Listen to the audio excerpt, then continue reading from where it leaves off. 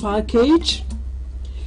Governor Moino, wife, Patience Udom Emmanuel, others condole federal lawmaker over wife's death. Governor's wife warns against illegal procedures in foreign trip. Dawn salutes creation of Ministry of Water Resources and Sanitation, says it is hope for rural communities. Plus, Nigeria's D Tigers seek record win in AfroBasket final today as Super Falconets face England in World Cup round of 16. You have details of these and other stories in a moment.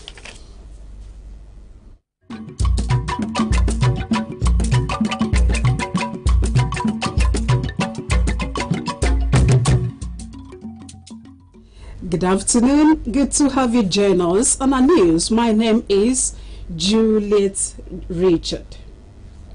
Akwa Ibom State Governor Pastor Moino has commiserated with the family of the member representing a Tinon Federal constituency, Obong Paul Ekpo, over the demise of his wife, Vivian. Governor Moino, who attended the funeral of the deceased Vivian at Comprehensive Secondary School, Nkana Iman, Etinan, expressed the sympathies of the government and people of Akwa Ibom to the bereaved family. Deputy Governor Senator Akuneyayi, former Governor Mr. Udom Emmanuel, and wife Martha, as well as representative of the Senate President Godswill Akpabio, were present. Government House reporter Patience John reports. Paying tribute to the deceased who died at 55, Governor Moino described the late Vivian Paul Ekpo as an accomplished and a fulfilled woman who also impacted lives positively while alive. The governor encouraged the family to be encouraged by her good. On behalf of the government and people of Akwa Ibom State, I join your family, friends, associates to console and condole you on the painful and sad passing of your beloved wife, the late Deaconess Mrs. Vivian Enize Paul Ekpo. The passing of a spouse is an emotionally wrenching experience, especially at such a relatively young age, and we share your pain deeply and profoundly. As painful as sad as this moment of bereavement may be to you and your family, I urge you to be consoled by the ennobling ideals her short but impactful life had represented. The large number of people that are gathered here today across political lines will tell you that you will never walk alone. Also identifying with the bereaved family was the Senate President, Senator Godswill Akpabio, who was represented by his Deputy Chief of Staff, Dr. Xavier Enyekere. On behalf of the Senate of the Federal Republic of Nigeria and my family, I write to convey our sincere heartfelt condolences to you, the Ekpo and the attending families, on the demise, passing of sincere and a loving wife, dependable daughter, and a supportive mother at the age of 55 years. The late Deaconess will be fondly remembered as a devout Christian of the Living Faith Church, numerous Nigerians that she attended to at the National Open University of Nigeria, where she was until her passing, an assistant registrar as well as the defunct Nigeria Telecommunications and Fair Character Commission, where she had served for many years. We will miss her dearly for her commendable service to the public. May the Almighty God give you and your family the strength and fortitude to bear the unrepayable loss and grant her gentle soul eternal rest. The husband of the deceased, who is the member representing a Tinon Federal constituency, Obong Paul Ekpo, recalled the fond memories with his wife, regretted her demise, and thanked guests for identifying with the family in that period of grief. This woman of God who has completed her work on the earth and is resting with the Lord in heaven, for coming to share with us today. Let us celebrate Vivian. We feel encouraged and we thank all of you for your prayers, for your time, for your gift. The funeral was conducted by the Living Faith Church, also known as Winners Chapel. Patience John, Akbc News. Akwa Ibom State citizens intending to leave the shores of Nigeria have been advised to desist from following illegal procedures as they pose risk to their lives. The governor's wife, Pastor Patience Umoino, gave the advice during the commemoration of the 60th anniversary of Nigeria Immigration Service (NIS) at Ibom Hall, Uyo. Enhancing seamless regular migration is the theme of the anniversary. The report. The governor's wife, who was special guest of honor at the event, frowned at the Japa syndrome, which is a trend of migrating to other countries by all means, describing it as highly risky as it can result in jail terms, deaths, or organ trafficking. Mrs. Patience Eno thanked the NIS for putting the event together as it had succeeded in educating the public on the gains of traveling through appropriate means and routes in conformity with the immigration laws of the country they seek to leave or enter. This Japa syndrome, as it is called now, has resorted to Nigerians leaving the country in ways that put their lives at risk. It is in the light of the foregoing that I thank Nigeria Immigration Service for coming up with today's workshop to educate us on the gains of traveling with appropriate documentation, which is called valid travel document. Through appropriate means, which is mode of transportation, through appropriate routes, which is regular routes or recognized border posts. Earlier, the Comptroller of Nigeria Immigration Service, Akwa Ibom State Command, Francis Adakat, said the workshop was intended to create awareness among the citizenry on the ills associated with illegal migration. She noted that the command is taking bold and loud steps to educate young Nigerians who want to seek greener pastures off the shores of the country on the need to make their travels a worthwhile experience.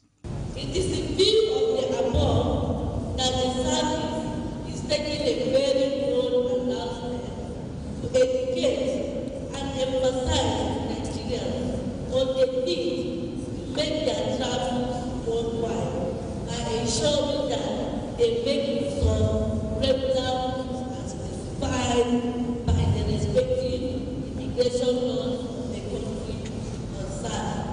High point of the event was the cutting of the 60th anniversary cake by the governor's wife, flanked by the Deputy Governor, Dr. Akun Eyanyi, the Controller of NIS, Akwa Ibom State Command, and other service chiefs. The creation of a Ministry of Water Resources and Sanitation by the Umoino administration has received plaudits from some members of the public. The latest is from the lead person, Directorate of International Program, University of Uyo, Dr. Emmanuel Akpabio. Dr. Akpabio, who was speaking during a media briefing on improving access to water, sanitation and hygiene, WASH, for women and vulnerable communities in Nigeria, in partnership with IHE Delft Water and Development at the main campus of the University of Uyo. He said the creation will address the challenges faced by some communities to access clean and potable water and sanitation. Margaret Bassi reports. Dr. Emmanuel Akpabio said the WASH project team had visited Isotoyo and Masaba community in Eastern Obolo local government area and Biaberi Corridor in the local government area, where the communities are suffering from poor and contaminated source of drinking water, widespread open defecation, and restriction of women in their menstrual cycle and mothers of twins from accessing the only source of water in their communities. Dr. Akpabio stated that the gender-based discrimination in accessing WASH services is more pronounced in ecological fragile in difficult areas where public wash infrastructures are severely limited, complicated by other intersectional factors of biology, disability, sociocultural norms, and economic challenges, while urging the state government to take proactive steps in saturating these communities with potable water sources and hygienic conditions for defecation. They don't note that the provision will enhance economic and social growth. What they do is to mobilize what they have to make sure they protect the only source of things they actually have. So it's quite a difficult job, and we don't see what and notice this kind of challenge. Which affects mental and dream management, because whatever you have as the digital data will come simply cannot know because of water, the kind of water they drink or the sanitary conditions. The WASH School Advocacy Program, according to Ms. Eme Eteke, aims at building a transgenerational capacity in children and awakening their consciousness on the need for environmental sanitation and personal hygiene. Mr. Teke said the WASH School Advocacy Program has been implemented in some schools in the state with the provision of hand washing facilities. We are taking children the proper way to wash hands, taking care of themselves, proper way of handling hygiene and environmental sanitation. So we are taking it to the next level and beginning by next year. Because we're going to cover the schools and the state. Others who spoke include the representative of the Ministry of Rural Development, Mr. Etido Dofia, who relayed the ministry's efforts in interpreting government policies to the people. We are about to be showing the parents when you use them in your country or you look into infrastructural development. The event featured an interactive session. Margaret Bassi, Akbc News. The wife of the Akwa Ibom State Governor, Pastor Patience Umoino, had condoled with the member representing a Tinan Federal constituency in the Green Chambers of the National Assembly, Obong Paul Ekpo, on the demise of his wife, Deaconess Vivian Paul Ekpo. During a visit to the bereaved family in Uyo, Mrs. Umoino described the late Vivian Paul Ekpo as a warm and gracious lady whose company would be greatly missed. The report.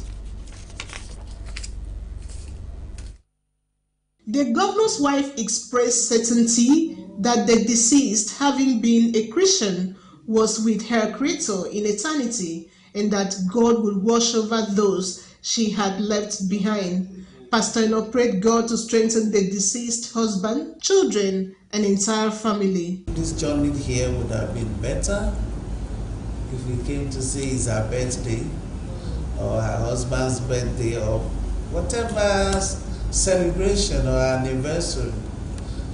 But it has pleased the Lord to make my coming back here this way, because He says in everything we should give Him thanks, meaning that we have no right to question it. So these women I came with represent the entire women of Akwa Ibom State to come this morning and say, we are sorry for what has happened, for the demise of your loving wife.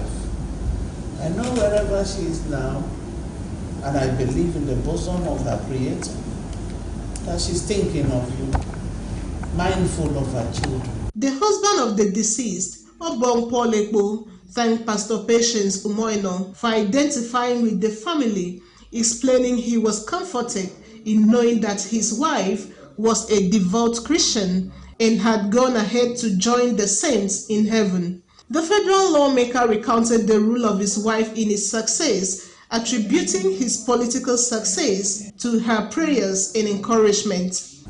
I am so satisfied that my wife lived and did very well. The stability, the successes recorded in my favor in politics, in executive participation, God only sent her to guide me to have those successes. I'll never fail to say that the end of my wife on earth now takes me back to the connect that transited to marriage. The governor's wife was accompanied on the visit by the wife of the PDP state chairman, Mrs. Unyemekpan, Commissioners for Women Affairs, Dr. Inedi Akpan, Education, Mrs. Idoresretebet, Water Resources and Sanitation, Mrs. Enobo Mbobo, Agriculture and Rural Development, Dr. Ofemofo, Chairman of Oboroka Local Government, Lady Agnes Udoyenwinwen, and Chairman of Etina Local Government, Mr. Cletus Ekpo. Up ahead, do Tigers seek glory in fourth consecutive basketball final? Women World Cup, 3 African countries in round of 16. We have details of this and more after the break. Stay with us. I need the police that can respond to emergencies first. I want the equipment I need to do my job.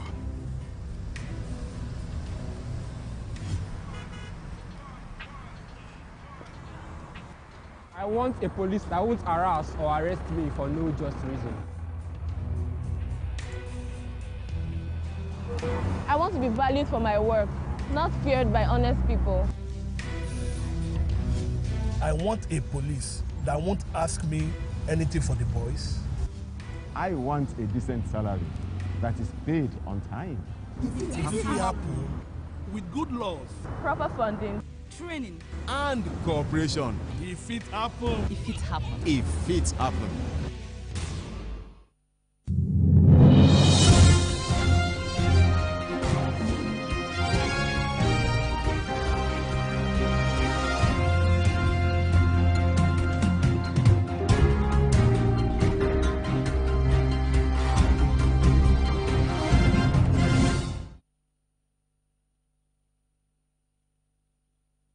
Have you back, and now to the rest of our stories.